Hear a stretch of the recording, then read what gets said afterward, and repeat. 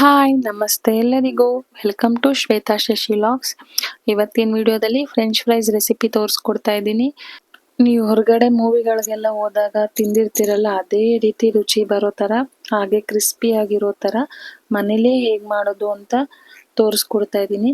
ಈಸಿಯಾಗಿ ಮಾಡ್ಕೋಬೋದು, ಮಕ್ಕಳಿಗೆಲ್ಲ ತುಂಬಾ ಇಷ್ಟ ಆಗುತ್ತೆ, ಆರೋಗ್ಯಕ್ಕೂ ಸಹ ಒಳ್ಳೆಯದು. ಬನ್ನಿ ಮಾಡ್ಲಿಕ್ಕೆ ಶುರು ಮಾಡೋಣ. ಮೊದಲಿಗೆ 2 ಆಲೂಗೆಡ್ಡೆ ತಗೊಂಡಿದ್ದೀನಿ. ದೊಡ್ಡ ಸೈಜ್ ತಗೊಳ್ಳಿ. ಸ್ವಲ್ಪ ಚೆನ್ನಾಗಿ ಮಣ್ಣೆಲ್ಲ ಹೋಗೋ ತರ ತೊಳ್ಕೊಂಡು ಆಮೇಲೆ ಸಿಪ್ಪೆ ತೆಕ್ಕೋಬೇಕು. ಸ್ವಲ್ಪ ಸ್ಟೆಪ್ನ ಫಾಲೋ ಮಾಡಬೇಕು, ಬಟ್ ಈಸಿಯಾಗೆ ಮಾಡ್ಕೋಬಹುದು, ಗರಿಗರಿಯಾಗೆ ಇರುತ್ತೆ, ಮನೇಲೇ ಮಾಡ್ಕೊಬಹುದು. ಕ್ಲೀನಾಗಿ ಸ್ವಲ್ಪನೂ ಸಿಪ್ಪೆ ಇಲ್ಲದೆ ಇರೋ ತರ ತಕ್ಕೋಬೇಕು. ನನ್ನ ಚಾನಲಲ್ಲಿ ಬರ್ತಿರೋ ವಿಡಿಯೋಗಳು ಇಷ್ಟ ಆಗ್ತದೆ ಚಾನಲ್ನ ಸಬ್ಸ್ಕ್ರೈಬ್ ಮಾಡ್ಕೊಳ್ಳಿ, ವಿಡಿಯೋಗಳನ್ನ ಲೈಕ್ ಮಾಡಿ.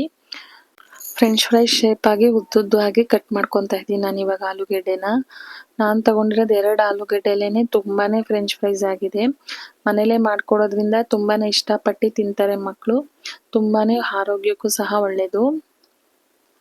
ಇದನ್ನ ನೀರಿಗೆ ಹಾಕೊಬೇಕು.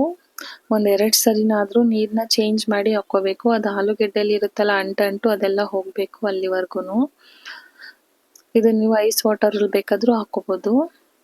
ನೋಡಿ, ನಾನು 1-2 ಸರಿ ನೀರಿಂದ ಚೇಂಜ್ ಮಾಡಿ ಈ ತರ ಹಾಕಿಟ್ಕೊಂಡಿದ್ದೀನಿ. ನೀರಲ್ಲೇ ಇಟ್ಕೊಂಡಿರ್ಬೇಕು. ನೋಡಿ, ಈ ಸೈಜಲ್ಲಿ ಕಟ್ ಮಾಡ್ಕೊಂಡ್ರೆ ಸಾಕು.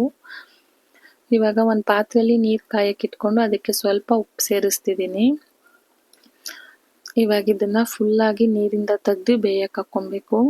ತುಂಬಾ ಜಾಸ್ತಿ ಬೇಯಿಸೋ ಅಂತ ಅವಶ್ಯಕತೆ ಇಲ್ಲ, ಬರೀ 1-2-3 ನಿಮಿಷ ಟೈಮ್ ನೋಡ್ಕೊಂಡು ಬೇಯಿಸ್ಕೊಂಡ್ರೆ ಸಾಕು. ನೀರು ಅಷ್ಟೇ ತುಂಬಾ ಕುದಿಬೇಕಂತೇನಿಲ್ಲ.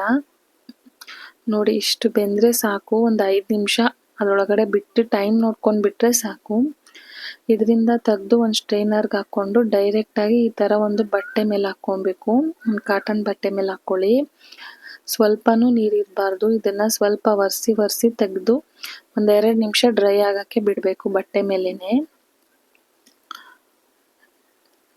ಈ ಸ್ಟೆಪ್ನ ಫಾಲೋ ಮಾಡೋದ್ರಿಂದ ತುಂಬಾನೇ ಗರಿಗರಿಯಾಗಿ ಬರುತ್ತೆ ಫ್ರೆಂಚ್ ಫ್ರೈಸು. ನೋಡಿ, ಈ ತರ ಒರೆಸಿ ತಗೋಬೇಕು ಕಾಟನ್ ಬಟ್ಟೆಯಲ್ಲಿ. ನಿಮ್ಮ ಮನೇಲಿ ಟಿಶ್ಯೂ ಪೇಪರ್ ಇದ್ರೆ ಅದರಿಂದನೇ ಒರೆಸ್ಕೊಬಹುದು.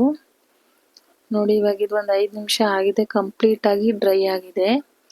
ನಾನು ಇವಾಗ ಎಣ್ಣೆನ ಕಾಯಕ್ಕೆ ಇಟ್ಕೊಂಡಿದ್ದೀನಿ ಮೀಡಿಯಂ ಫ್ಲೇಮಲ್ಲಿ. ಇದನ್ನ ಈಗ ಕಂಪ್ಲೀಟ್ ಆಗಿ ಏನು ಕರಿಯೋ ಅವಶ್ಯಕತೆ ಇಲ್ಲ. 1-2 ನಿಮಿಷ ಎಣ್ಣೆಯಲ್ಲಿ ಹಾಕಿ ಒಂದು ಸ್ವಲ್ಪ ಕರ್ದಿ ತಕ್ಕೊಬೇಕು. ಇದು ಕಂಪ್ಲೀಟ್ ಆಗಿ ತಣ್ಣಗಾಗಬೇಕು. ಅದಾದ್ಮೇಲೆ ಇನ್ನೊಂದ್ಸರಿ ಕರ್ಕೋಬೇಕು. ಆವಾಗ ಸ್ವಲ್ಪ ಕ್ರಿಸ್ಪಿಯಾಗಿ ತುಂಬಾನೇ ಟೇಸ್ಟಿಯಾಗಿ ಬರುತ್ತೆ. ಈ ರೀತಿ 1-2 ನಿಮಿಷ ಕರ್ದಿದ್ದಾದ್ಮೇಲೆ ಇದನ್ನ ಒಂದು ಕವರಲ್ಲಿ, ಜಿಪ್ಲಾಕ್ ಕವರಲ್ಲಿ ಹಾಕಿಟ್ಕೊಂಡು ಅಥವಾ ಏರ್ ಟೈಟ್ ಕಂಟೈನರ್ ಹಾಕಿಟ್ಕೊಂಡು 6 months ವರೆಗೂ ಬೇಕಾದ್ರೂ ಸ್ಟೋರ್ ಮಾಡಿ ಇಟ್ಕೋಬಹುದು. ನಿಮ್ಗೆ ಯಾವಾಗ ಟೈಮ್ ಇರುತ್ತೋ ಅವಾಗ ಜಾಸ್ತಿ ಕ್ವಾಂಟಿಟಿಯಲ್ಲಿ ಮಾಡಿ ಇಟ್ಕೋಬಹುದು. ಮಕ್ಕಳು ಕೇಳಿದಾಗ ಮಾಡ್ಕೊಡ್ಬೋದು. ನೋಡಿ, ಇವಾಗ ಇಷ್ಟ ಆದ್ರೆ ಸಾಕು. ನಾನು ಇವಾಗ ಇದನ್ನ ಎಣ್ಣೆಯಿಂದ ತೆಗೆದು ಒಂದು ಸ್ಟ್ರೈನರ್ಗೆ ಹಾಕೋತಾ ಇದ್ದೀನಿ. ಸ್ಟ್ರೈನರ್ಗೆ ಹಾಕೊಂಡು ಇದನ್ನ ಅರ್ಧ ಗಂಟೆ ಫ್ರಿಜ್ಜಲ್ಲಿ ಇಡ್ತಿದ್ದೀನಿ. ನಾನು ಇವಾಗೇ ಮಾಡೋದ್ರಿಂದ ಹೀಗೆ ಇಡ್ತಾ ಇದ್ದೀನಿ. ನೀವು ತುಂಬಾ ದಿನ ಇಡ್ತೀರಾ ಅಂದ್ರೆ ಒಂದು ಏರ್ ಟೈಟ್ ಕಂಟೈನರಲ್ಲಿ ಹಾಕಿ ಇಟ್ಕೊಳ್ಳಿ. ನೋಡಿ, ಇವಾಗ ಅರ್ಧ ಗಂಟೆ ಆದ್ಮೇಲೆ ಮುಟ್ಟಿ ತೋರಿಸ್ತಿದ್ದೀನಿ. ಫುಲ್ಲು ತಣ್ಣಗಾಗಬೇಕು, ಅಲ್ಲಿವರೆಗೂ ಇಟ್ಟಿದ್ದೆ. ನೋಡಿ, ಫುಲ್ ಸಾಫ್ಟ್ ಆಗಿ ಬಂದಿರುತ್ತೆ.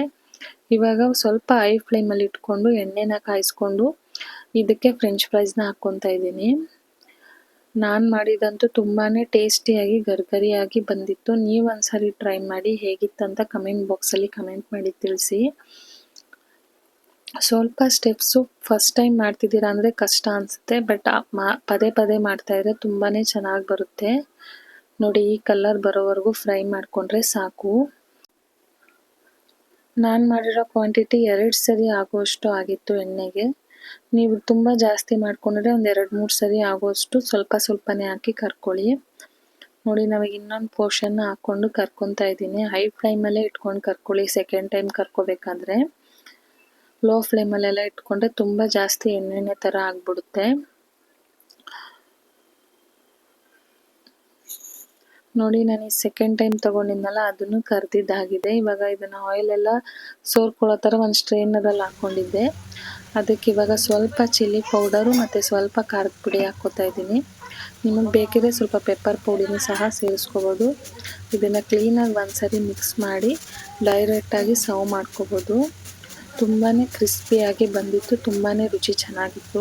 ನೀವು ಒಂದ್ಸರಿ ಟ್ರೈ ಮಾಡಿ, ಹೇಗೆ ಬಂತು ಅಂತೇಳಿ ಕಮೆಂಟ್ ಬಾಕ್ಸಲ್ಲಿ ಕಮೆಂಟ್ ಮಾಡಿ. ನನ್ನ ಚಾನಲಲ್ಲಿ ಬರ್ತಿರೋ ವಿಡಿಯೋಗಳನ್ನ ಇದೇ ರೀತಿ ನೋಡಿ ಚಾನಲ್ನ ಸಪೋರ್ಟ್ ಮಾಡಿ. Thank you.